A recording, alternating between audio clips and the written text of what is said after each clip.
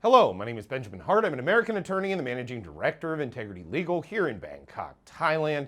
Wow, the title of this video is probably strange to those who are watching this video. You're probably wondering, what the heck is he talking about? Well, I thought of making this video after reading a recent article from the Pattaya Mail, that's pattayamail.com. Article is titled, Flexible Visas Are Promoting Thailand's Soft Power Abroad.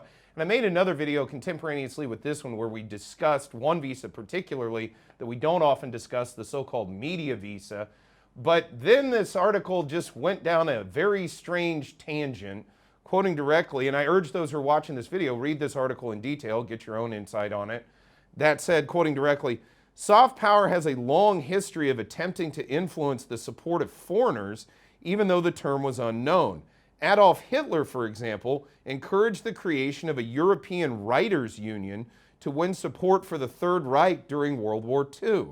Fidel Castro sent thousands of medical staff to African countries to find favor abroad, but it's doubtful Thailand will go that far. Huh? What? Like, I don't even understand the comparison, okay? This article sort of starts off talking about, hey, you know, Thai visa policy, they're trying to encourage folks to come into Thailand. We've been discussing this at length in other videos on this channel, yeah. And then it does seem to be, at least within this new government, there seems to be a sort of meme out there, a narrative, if you will, that this sort of fits in with the broader notion of enhancing Thailand's soft power. Now, when I think of soft power, I often think of initiatives that are undertaken in order to sort of avoid kinetic interaction, if you will, between nation states, and to enhance a country's sort of reputation or prestige via sort of indirect methodologies, you know, soft power, like changing one's visa policy to encourage tourism from another country and thereby gain prestige as a result of tourists come to your country, they sort of see what you're doing, and they say, oh, wow, Thailand's a culturally rich place and we want to return to that. And they go home and they tell people about it. That's what I think of when I think of soft power. Hitler's initiatives regarding the European Writers' Union, I'm not really understanding how exactly that's pertinent to present-day visa policy here in the Kingdom of Thailand. Nor do I really understand how it's comparable to Castro's program of sending medical personnel to other presumably communist or communist-leaning countries back during the time that the Cold War was going on. Again, I'm not exactly understanding the full comparison here.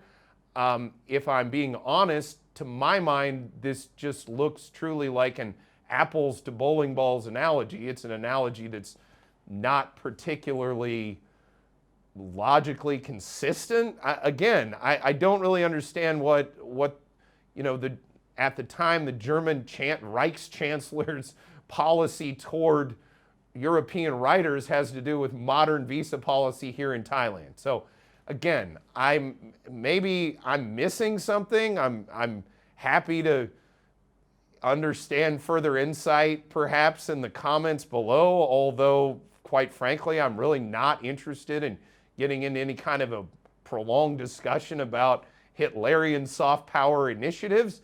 That said, you know, I can only read the things and comment on them as they appear in the ether of the internet, particularly as it pertains to Thai immigration. So that's why I went ahead and made this video. But I have to say I'm left a little bit at a loss as to how to really even comment on this. But it's my opinion that, quite honestly, present-day Thai immigration policy has little or nothing, in fact, I would say has nothing to do with anything associated with Hitler's policies towards writers within Europe, nor does it really have anything to do with Castro's policies toward medical personnel going to other countries during the Cold War. So maybe I'm wrong, but I don't think so.